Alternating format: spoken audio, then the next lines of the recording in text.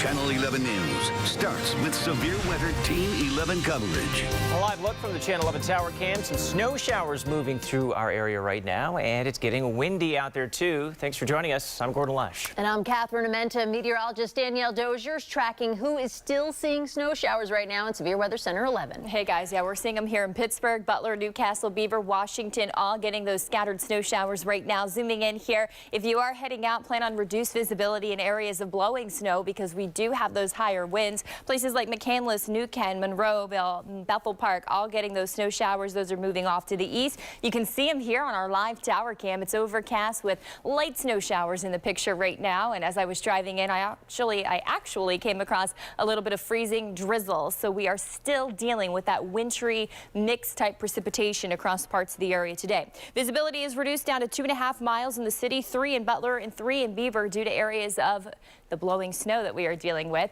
Coming up, we'll talk temperatures, how strong the winds will be this afternoon, and I'll let you know how cold it'll be into your Wednesday morning coming up. Oh boy. All right, Danielle, we'll see you shortly. Allegheny County Health Department opened a second vaccine clinic this morning, this one in Castle Shannon. We'll have more on that in a moment. But first, today's Allegheny County update on new COVID cases following a national trend. New cases are dropping. Very encouraged to report that. The county reporting 199 new cases since yesterday. Despite a drop in cases, health officials say, of course, no time to relax COVID restrictions. The county also learned of one additional death. The victim was in their 80s and died on Sunday. All right, now back to the vaccine clinic. As you know, there has been a frenzy to get shots. Channel 11's Michelle Chavez found out even people without appointments showed up hoping to get a vaccine. This is the first day for vaccinations here at the Castle Shannon Memorial Hall, and some of the people we talked to say they came more than an hour before their scheduled time. Registration opened online over the weekend and slots quickly filled up. Those wanting to get their vaccine here in Castle Shannon are required to have an appointment and be at least 65 years old. But for those who have trouble registering online, there is now a phone registration option available. You call 211 to make that appointment, but this is meant only for those who don't have internet access or those who have trouble navigating that online form. If you are calling to make your appointment, the health department is asking for your patience because the phone registration process can take up to 20 minutes per person, and all appointments have been booked for the rest of the week. Some people showed up today without an appointment, hoping to get their chance at a vaccine. All I'm asking is there's going to be no shows with this lousy weather. You know that. You know it's going to happen. And so many of the people who've gone through these doors have a story. Tonight, we'll tell you what some of them have had to go through just to make it to this point. In Castle Shannon, Michelle Chavez, Channel 11 News. Michelle, thank you. And more details now. Allegheny County leaders are also planning to add a third clinic. The Ross Township Board of Commissioners set to vote on an agreement with the county tonight. The goal is to turn the gym at the community center into a clinic, and it could be up and running by March 1st if they have the supplies. The township manager says the county hopes the clinic will be open 12 hours a day, 6 days a week. Some Democrats in the State House want a statewide vaccine registry. The legislation would create a database of eligible people and those willing to get the vaccine. Right now, the only way to book an appointment is to contact individual providers, and as we know, that could take hours with no luck. Under the proposed registry, vaccine providers would have access to the registry and figure out appointments for residents. The Wolf administration has said creating a central system like this would not fix the problems. They say we just don't have enough vaccines right now. You can join us on our WPXI Now app every Friday night this month as we bring you the latest information on the race to vaccinate here in Western PA. Our special reports start at 8 p.m. President Joe Biden will make his first official trip as president for a town hall meeting tonight. The questions will likely center on the vaccine rollout and stimulus checks. NBC's Tracy Potts has more on the challenges ahead as the president tries to get Republicans and Democrats on the same page. President Biden heads to Milwaukee today, his first official trip out of Washington since taking office. He'll answer questions at a town hall, sure to focus on the COVID pandemic. I know we'll get through this. I know better days are ahead. And if we do it together, as one people, one nation, one America, we will not fail. But even with new cases and death rates improving, there are serious challenges. New variants of the virus have popped up in 41 states. Governors, Democrat and Republican, are raising concerns about the vaccine rollout. The White House responding last night that they're working to improve data and reporting. Then there's the COVID relief bill. We're going to have to talk to each other. Compromise is not a dirty word. Democrats are writing up their plan for a vote next week, hoping to get some Republican lawmakers to support it. It has support of Republican mayors, Republican governors, but more importantly, it has support of 50% of Republicans in this country, 46% of Trump voters in this country. Next up, immigration. Democrats announced last night they'll introduce a bill later this week that creates a path to citizenship for 11 million undocumented immigrants, make it easier to apply for asylum before reaching the border, and expand benefits for dreamers. On Thursday, the president's headed to Michigan to tour a Pfizer vaccine plant. On Friday, he meets virtually with world leaders, the G7 summit focusing on the pandemic. Tracy Potts, NBC News. A civilian contractor was killed and a U.S. service member injured when rockets struck outside an airport near a U.S. base in Iraq. At least 3 rockets came down. A spokesman for the U.S. Army did not reveal the nationality of the contractor. No group has claimed responsibility for the attack.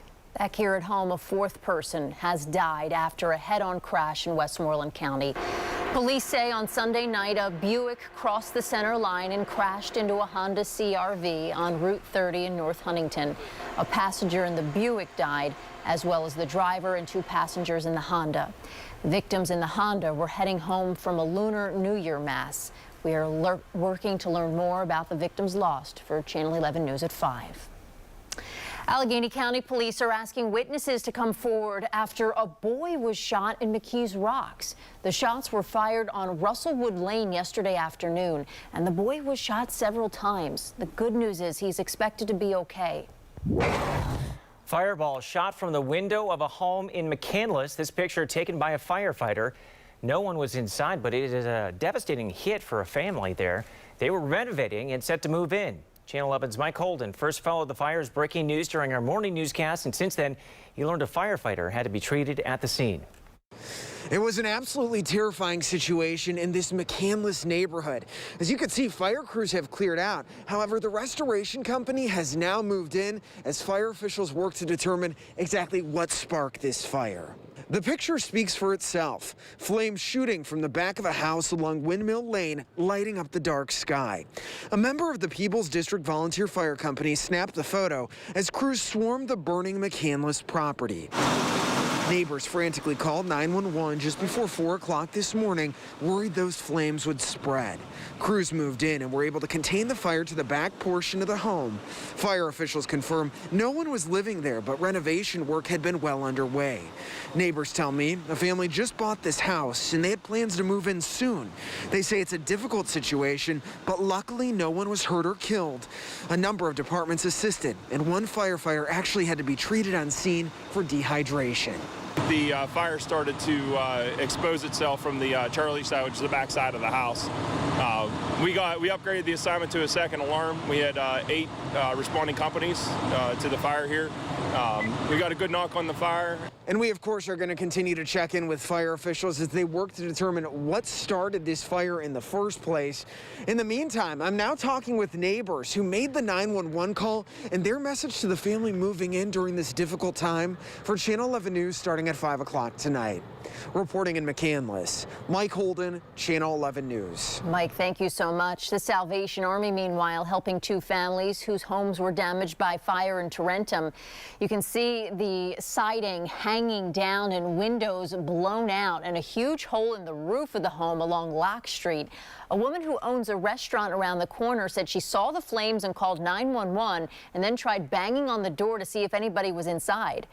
And I kept beating on the door and I couldn't get it open. And then the chief came over and he kicked the door in. By that time, the side windows were already blown out. Wow. 3 homes were damaged. 1 home was vacant. The cause of the fire is under investigation. A doctor from Monroeville is accused of writing dozens of illegal prescriptions for painkillers. The indictment claims that Dr. Joseph DeCroce signed blank prescriptions and gave them to his staff to hand out. Prosecutors say this went on for months. His lawyer says he plans to plead not guilty. Pennsylvania's Republican Party is considering censuring Senator Pat Toomey. Party officials say the state GOP chairman emailed them shortly after Saturday's impeachment vote to tell them a meeting is being planned. Senator Toomey is one of 7 Republicans who voted to convict former President Donald Trump. A censure would require Toomey to give up any committee chairs he holds. Toomey is retiring next year and says he would have voted to convict even if he had planned to run for re-election. The clock is ticking. Teachers in the Mars Area School District could strike by the end of the week. Teachers say they will go on strike if they don't get a new contract by Friday. Both sides have come to agreements on several issues. Another round of negotiations is set for 5:30 tonight and more sessions tomorrow and Thursday. 2 former Pitt football players are suing their alma mater over concussions. They've filed separate federal suits against the university, the NCAA, Big East, and the ACC. According to our partners at the Trib, the lawsuits claim the organizations were aware of health risks caused by concussions and did not protect players. The lawsuits also lobby for a class action lawsuit for any student who played varsity football from 1952 through today. Limited visibility out there because of the falling snow. Coming up, we'll let you know how long this snow lasts, and we'll track the temperatures and those gusty winds. And from crashes to tornadoes and an Arctic blast, the dangerous weather conditions now in 26 states. You had to keep calling and nagging almost. You felt it was kind of like a burden on you. 11 investigates the price you pay for a home warranty. Are they worth it? And getting back to business, the piece of Pittsburgh history reopening its doors.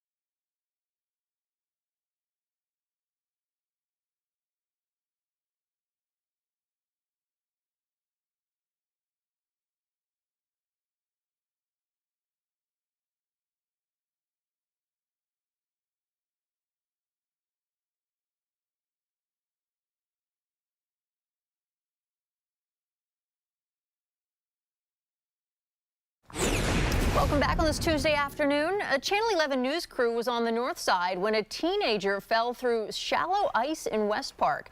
Take a look here. You can see he was up to his waist, having a hard time getting out of that iced over Elizabeth Lake there. Luckily, the water not too deep there, and a friend used a hockey stick to help pull him to safety. One of the teens told us they are part of the Arctic Foxes Hockey Club, and although it was scary, they weren't too concerned by what happened. Obviously, it was very scary at first, but then he seems to be doing okay. We're gonna go get him some fresh clothes, get his keys back. Take it all in stride. And even though this water was shallow, it does serve as a good reminder. You never know how thick the ice is, so always think twice before heading out. A new study shows Pennsylvanians consumed an average of 753 drinks each last year. The study from drugabuse.com found people in PA drank roughly 14 drinks per week. Seems like a lot, and it is, but that number is actually below the national average. The U.S. has an average of 17 drinks per person per week. Armstrong County will hand out $700,000 in grants to restaurant owners. The money comes from the state's new recovery program. Restaurants should receive a grant application, which will be available starting next month. Grants range from $5,000 to $50,000. The original Oyster House in Market Square is reopening today, one day ahead of Ash Wednesday. Lent, of course, a busy period for the landmark seafood restaurant. They closed at the beginning of January to do some updates and let staff spend time with family, well deserved. They've been part of Pittsburgh since 1870, when their oysters cost a penny and beer was 10 cents a glass. My goodness. Mardi Gras looking very different this year in New Orleans. No parades, no wild parties, and police really cracking down on today's Fat Tuesday celebrations. City canceled many of the parades, floats, alcohol at bars, and liquor sales.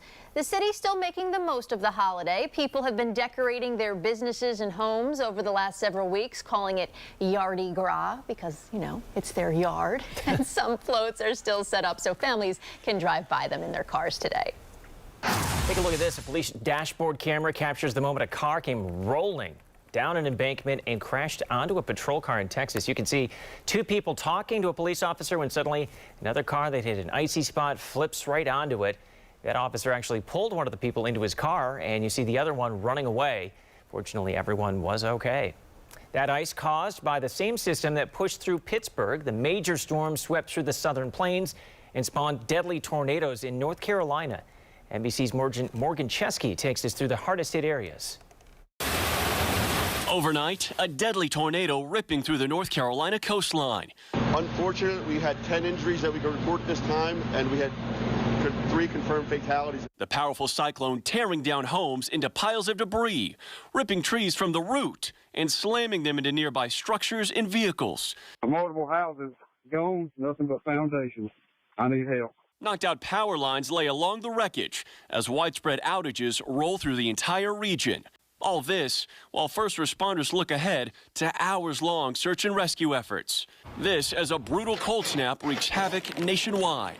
The Arctic blast tearing its way south for Morgan, where a Safeway roof collapsed under piles of snow. To Texas, where millions are stuck without power, facing record lows. Rolling blackouts issued to save the state's power grid from crashing. There's a huge demand, a very limited supply. It is a system-wide failure across the state. Impossible driving conditions causing hundreds of accidents. The governor deploying the National Guard and more than 3,000 state troopers. Flights grounded in Dallas and Austin. Crews rushing to remove snow and ice. We're just not prepared for it. The city's not set up for this kind of weather. It's not typical here. This is incredible! But the cold snap's not a negative for everyone. Some folks are still out and about, trying to make the most of this wintry weather. Never get to experience this. I mean, I've never seen this much snow in my lifetime, so I want to try to soak it up as much as I can. And this morning, Dallas remains in the low single digits. That number could be slowly going up throughout the day, but there is more snow headed this direction, and that's what raises the concern about the power outages statewide. No timetable on full restoration, leaving millions of people left crossing their fingers. We'll send it back to you. Your severe weather Team 11 forecast. Yeah, it's been a mess across the entire country, and we are dealing with what is left over today. We've got those scattered snow showers that are pushing through Pittsburgh right now, dealing with snow. Butler, Katanning, Newcastle, you're all seeing those scattered snow showers. A live look over the city. It's 23. We still have the snow. You can see it up against the trees right there. The wind chill's down to 11, so you're going to need the layers and the heavy coats when you head out because the wind is really strong at 14 miles per hour. We'll have gusts up to about 30 at times today. You can see our temperatures are ranging from 25 in Butler to 28 in Greensburg and 22 in Washington. Here's a check of the wind speeds. Sustained winds up around 17 in Greensburg, a 21 mile per hour sustained wind in Washington. Our wind forecast shows that these winds will be sustained up around 15 to 20 miles per hour at times, and again, those gusts could be higher. Once we get into this evening, we're looking at those winds right around 10 to 15 miles per hour at 7 p.m. Once we get closer to 9 and 10 o'clock, those winds do lighten up right around 5 to 10 miles per hour. We will expect some light winds overnight tonight, and we'll keep a cloudy sky around. Eventually, that snow will clear out, and we'll talk more about that in a second. Our wind chills right now out the door, 7 in Washington, 16 in Greensburg. We still are dealing with the brutal cold out there. Low temperatures down to about 8 degrees tonight under a cloudy sky, and those lighter winds out of the west at 3 to 6 miles per hour. Wanted to let you know as well that, of course, we had 10 hours straight of freezing rain in the city of Pittsburgh last night. I was out there tracking it, and so those elevated surfaces, those bridges and overpasses, they could still be slick tonight. And the reason is because we are once again seeing some scattered snow showers, some areas of freezing drizzle as well. So any untreated surfaces will be slick tonight, and those temperatures will be well below freezing to boot. We're looking at those temperatures, as I mentioned, in the single digits, and as you look here into noon tomorrow, upper teens, and then 5 o'clock temperature right around 23. We actually may start with a few breaks in the clouds early in the day on Wednesday, but then that'll give way to more of an overcast sky throughout the afternoon. We'll have a look at your wind chill forecast for the day tomorrow coming up in the next half hour.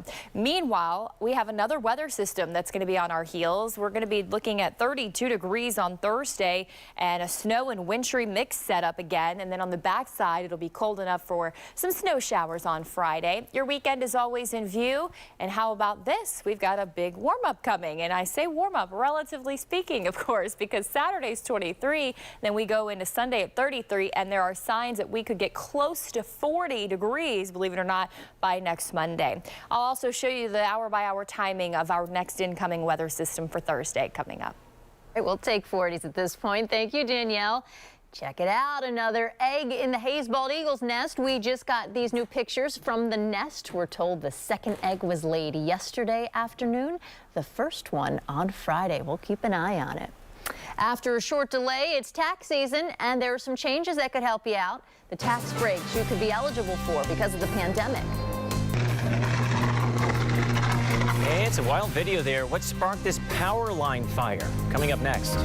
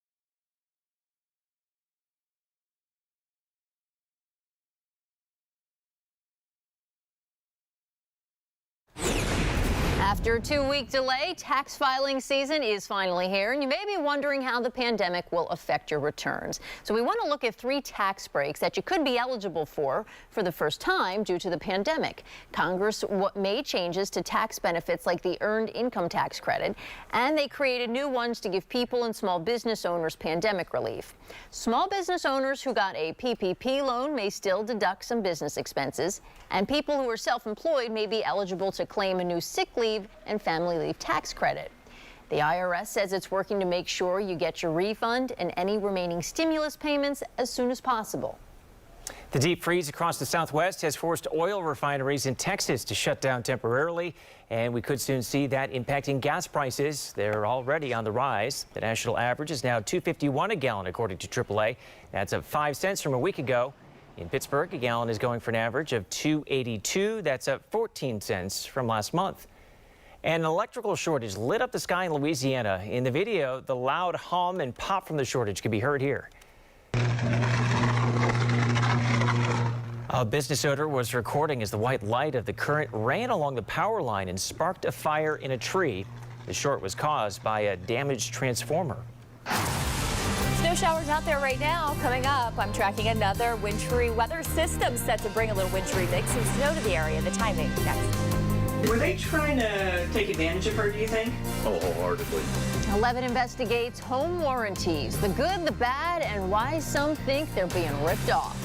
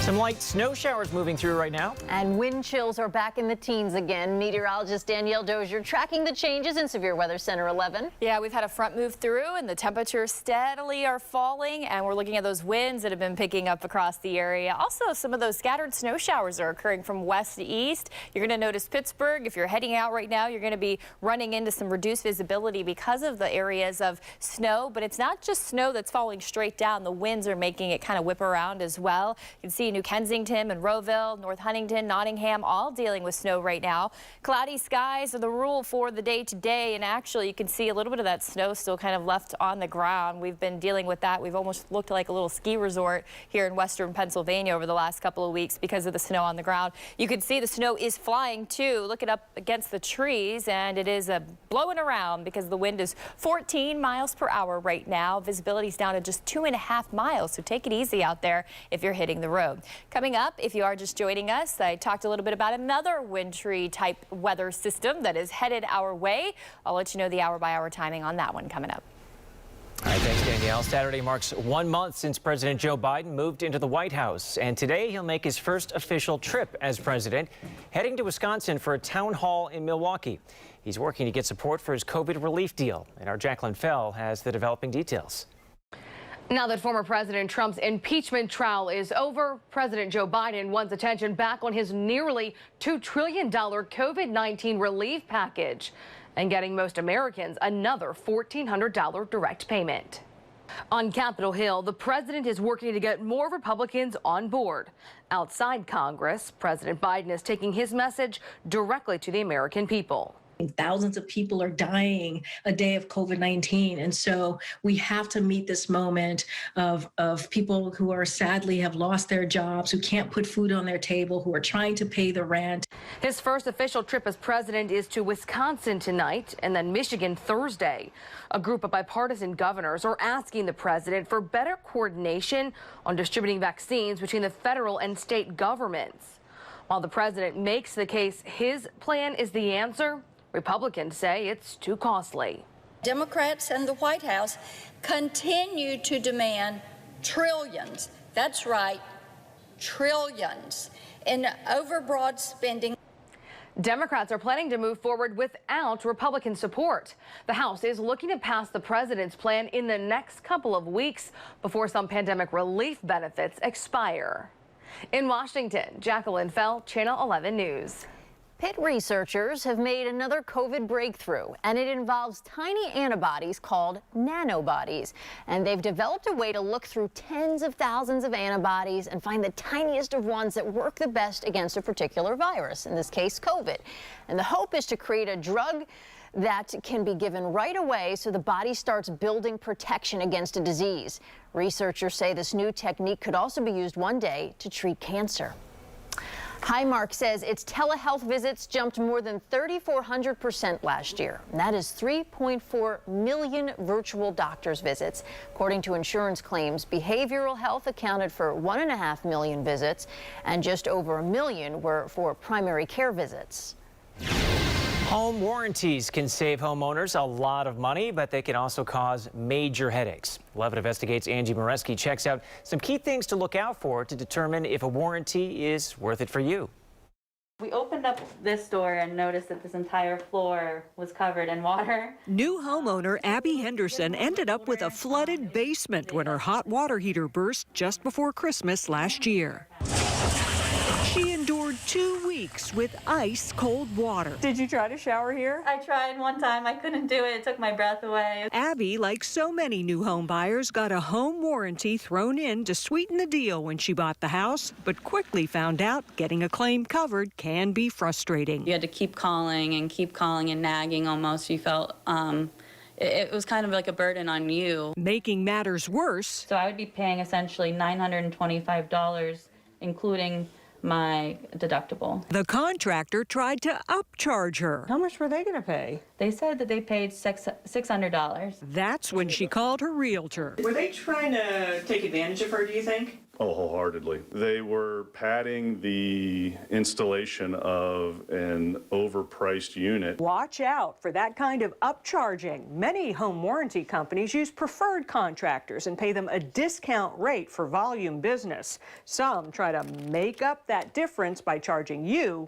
more. Call them up and say, listen, this contractor's double dipping. Scholler got Abby's company to just send her a check for the amount they agreed to pay. This is the brand new one. She hired her own contractor and didn't have to pay extra. A term pre-existing condition comes up a lot. That buzzword is another tactic to be aware of. Scholler says push back if they use that to deny a claim. If it's a pipe that burst behind the wall, how do they say that's pre-existing? A standard home warranty costs about $500 to $600 a year. If you're getting one for free, that's one thing. But if you're going to pay for it, consider these factors. A home warranty is generally going to cover appliances like your dishwasher, your stove, and your microwave. Also bigger items like your furnace, your AC, your hot water heater. But you do have to pay extra for items sometimes, even things like a refrigerator. Roof repairs and even plumbing issues can also cost more. You got to know your home, know your appliances, and gauge whether or not you feel something is actually going to break, because it only covers a year. It can pay off, he says, especially for older homes. I've seen many furnaces get replaced. So the furnace is getting a little bit older. Since furnaces cost several $1,000s, Abby decided to renew her warranty despite the aggravation. If you can afford to have a rainy day fund, you might be better off just saving the money and paying for a repair as you need it. But if you can't afford a major repair and your home or appliances are older, a warranty can offer peace of mind. Angie Moreski, 11 Investigates. A scary walk for one dog, how it got stuck between two big boulders. And this is no ordinary ring, the new technology that can turn your body into a battery.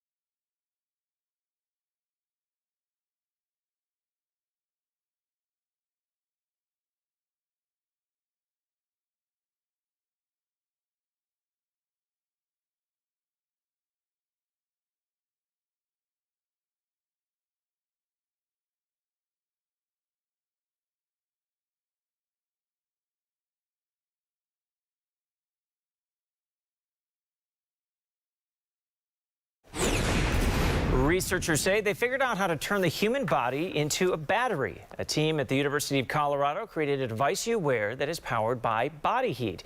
They say it uses thermoelectric generators to convert your internal temperature into electricity. It can be worn like a ring or a bracelet and is powerful enough to charge things like your smartwatch or a fitness tracker. A hike turned into a dog rescue in New Mexico. Yeah, that dog fell between two boulders. Look at this. The dog's owner stopped for a rest while hiking in New Mexico when Jax slipped off a boulder and got wedged between these two rocks. Temperatures were well below freezing and Jax was certainly in trouble, stuck 10 feet down when rescuers finally got there. Decided to try and get from the lower boulder to the top boulder, but because it was snowy, slipped off and fell into the crack between the two. It was really clear when we were there that a lot of them owned dogs. They cared about dogs. They were like, you know, talking to him, being kind, and talking to me and making sure that everyone in the situation felt really safe. So I just so much appreciated it. It looks like Jax did well. He recovered. It took 3 hours, though, to get him out, but they finally did. There he is. He was cold and had a few scratches, but otherwise doing okay. And we have more snow that's coming our way as we head into Thursday. Here's a quick snapshot coming up. I'll walk you through this hour-by-hour timing and when I think we could actually have a little wintry mix as well. And who's dreaming of summer? I am. Why Pittsburgh Museum wants you to look ahead and save a snowball.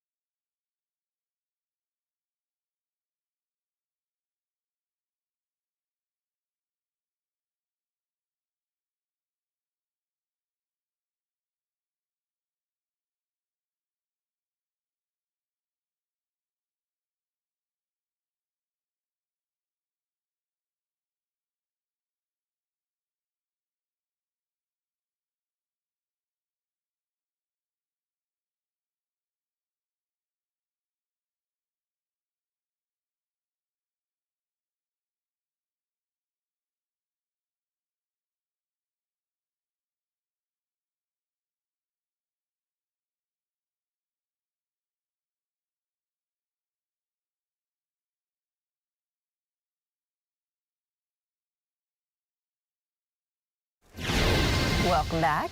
Buying a new car can be tempting, but it could also be one of the worst buys you can make. Our consumer advisor, Clark Howard, has more on what kind of car loses the most value. I'd love for you to look at buying used cars instead of new. The reason is simple. The first owner of a vehicle or the person who leased it when it was brand new, they ate up a lot of the depreciation. So when you come in as the second buyer, they've used very little of the useful life of that vehicle, but what you pay is a huge discount from that first buyer. But what about the cost of ownership? Well, the cars that depreciate the most are luxury vehicles. And according to data from Consumer Reports, not only are they more expensive to buy, but they are much, much, much more expensive to repair when they do need a repair. So if you're tempted by that luxury vehicle, be prepared to open up the wallet when something does go wrong. But more important, have that vehicle, whatever it is that you're buying used, inspected by a mechanic of your choosing before you buy it, so you know if you're buying a vehicle that's in good shape or you're buying one that's going to eat up your wallet. I'm Clark Howard.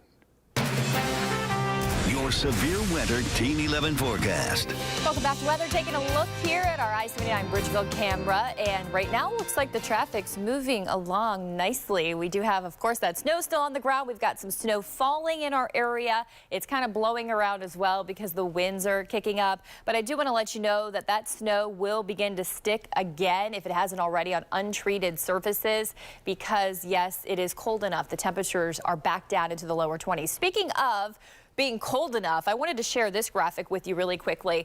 A lot of you were wondering yesterday, and really over the last couple of days, if it's in the 20s, why aren't we seeing snow? So this will give you a little bit of an idea. We have had this warmer layer just above the surface of the atmosphere. So that precipitation is actually falling as liquid. And then there's just not enough cold air right underneath that warm layer to refreeze any of that. So we don't get the sleet really. We don't get the snow. We just get it as freezing rain. So it's basically that liquid that's hitting a surface that is at or below freezing and freezing on contact. And that's what we saw on those elevated surfaces and the car windshields. And we really would have seen it on the roads had the crews not done a great job clearing that up for us. So that was nice to have that out there. We had 10 straight hours of freezing rain, in case you were curious. And last night I measured 1/10 of an inch of ice accretion on a tree branch alone outside in our parking lot. Well, you can always stay updated by downloading our Severe Weather Team 11 app. We do have more wintry weather on the way this week. As of the rest of today, we've got temperatures in the low to mid upper 20s, depending on location, and the winds are strong. Right now, they're gusting to 23 in the city, gusts to 30 in Indiana, and near 30 in Greensburg. So those winds will continue to stay strong over the next couple of hours. And once we get closer to about 8 or 9 p.m., those winds will lighten up to about 5 to 10 miles per hour. In the meantime, it'll be pretty breezy. Next few hours will bring those scattered snow showers. There could be a few spots of freezing drizzle as well. Temperatures are going to be gradually cooling just a little bit and kind of holding steady until the sun sets. Speaking of sunset, once the sun goes down, the temperatures continue to cool. We have elevated surfaces, bridges and overpasses cool quicker. So we'll be watching for potential icy spots on those surfaces, as the temperatures will be below freezing, not only this afternoon into this evening, but overnight tonight. We're expecting the air temperatures to fall into the single digits in spots. About 8 in Pittsburgh, 7 in Washington, 12 out in Greensburg. Tomorrow, mostly cloudy, 24, light and variable winds. Then we have another round of snow on the way. Right now, looks like it's coming in Thursday morning. We're going to be dealing with scattered snow showers, but the heaviest moisture moves in from the south as we head into mid-morning and late afternoon. And there are some signs, once again, that it could mix with a little bit of sleet or freezing rain. We'll have to track that once again. Another headache of a system Thursday and Friday. I mentioned the temperatures tomorrow, bitter cold start to the morning. Make sure you have your layers and your heavy coat on. 5-day forecast, weekend always in view. Freezing Thursday, 28 with snow showers Friday, and then cooling things off for the first part of the weekend, and then into Sunday, high of 33. All right, thanks, Danielle. NBC premieres 2 new comedies tonight here on Channel 11. Keenan, starring Saturday Night Live's Kenan Thompson, and leading off the night is Young Rock. The show is about the childhood of Dwayne "The Rock" Johnson through the 70s and 80s. Johnson was the son of pro wrestler Rocky Johnson, which meant lots of moving around for the family, and also a big extended family within the wrestling world, where many of those stars were heroes for Johnson. It was never Superman or Batman or anybody like that when I was growing up. It was these pro wrestlers who were real life. And I would look at them, and here they are. And they were like these big gladiators at that time. And at that time, in the 70s and 80s, pro wrestlers were the largest men on the planet. Young Rock debuts tonight at 8 here on Channel 11, followed by the premiere of Keenan, and all new This Is Us at 9, and new Nurses at 10. And then, of course, stick around tonight for WPXI Tonight. Now here's local steals and deals. Hey guys, great seeing you. I have a question for you. How'd you sleep last night? and the night before that? How long has it been since you've had a good night's sleep? How long has it been since you went to bed, laid down, and your brain actually cooperated? Well, I don't sleep well, so I'm always looking for great ideas to help me, and I have two today that you're gonna love. One of them is called Dodo. This is a brand new sleep device, and it's a sleep aid device. It's super easy. 5 o'clock this morning, I hadn't slept all night. I finally used this, and it helped me sleep. So this is simple. It has this light, and it goes up on the ceiling, and it kind of goes brighter and dimmer, and brighter and dimmer, and you pace your breathing, your inhale and your exhale by the light. Focusing on that and controlling your breathing over a period of time, 8 minutes, then it turns itself off and you drift off into sleep land, actually takes your brain from an active state to a resting state so that you can go to sleep. By the way, if you just have anxiety at 3 in the afternoon and you want to use this to center yourself for a few minutes, you can do it that way too. So I love this one. It worked for me last night and I think you're going to love it. Maybe you prefer to go to sleep by listening to something. We also have the Hoom Band, and this is this flat, breathable, wonderful band with the earphones built in. So the earphone is here and you can literally sleep right on it. This goes by Bluetooth, or you can hook it to your phone to the Hoom app, and it's actually going to have sleep stories and meditation and soothing sounds and music and everything you want to help you calm down and go to sleep, whether you're on a plane or whether you're at home, or again, whether you just want to relax a little bit in the middle of a very anxiety-ridden day. I love the fact that we have two great ways for you to sleep and two really great gift ideas if anyone else that you love is having a hard time sleeping as well. So localsteals.com right now, this Dodo is 33% off. This is 30% off. Two great ways to sleep without having to take anything. Sign me up.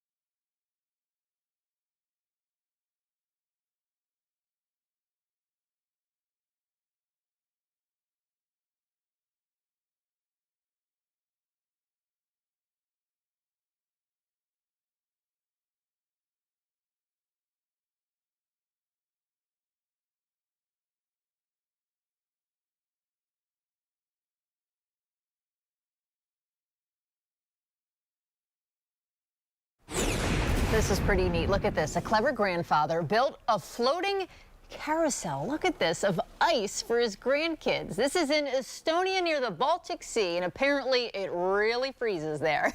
So he got the ice, and it uses a motor to spin. It is a lot of work, though. He has to remake some of it every day, naturally, because, you know, it melts. A lot of work. Does the weather have you thinking of summer? Maybe that video does. The Carnegie Science Center is with you on that. They're encouraging people to make a snowball, save it in the freezer, and then bring it with them on Father's Day, June 20th, which also happens to be the first day of summer. It's all part of the Snowball Day celebration. It's always fun when they do that. We're warming up. That's all for Channel 11 News at noon. Our next newscast is tonight at 5. Have a great day. We'll see you tomorrow morning at 4:30.